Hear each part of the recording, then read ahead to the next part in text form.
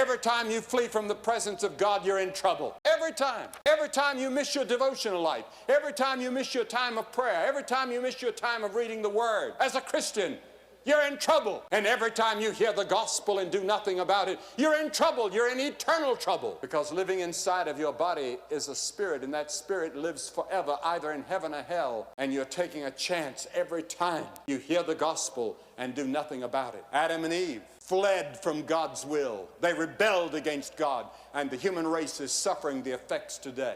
Samson was raised up of God, a mighty man, a strong man, a man of God who had taken the Nazirite vow, but sin led him astray. And finally, he was blinded, put in prison, and ground at the mill wheel. David, the man after God's own heart, also became guilty of sin. He became guilty of adultery and guilty of murder. And he suffered for it the rest of his life.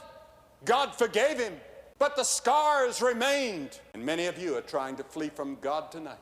You know that you need a personal relationship with Christ. Many of you go to church. Most of you, I imagine, in this audience tonight, go to church. Most of you have been baptized or you've been confirmed or whatever in your church. But you are not sure that Christ lives in your heart. You're not sure that your sins are forgiven. You're not sure that if you died, you'd go to heaven. If you have a doubt about it, you ought to settle it this very night. You're fleeing from God.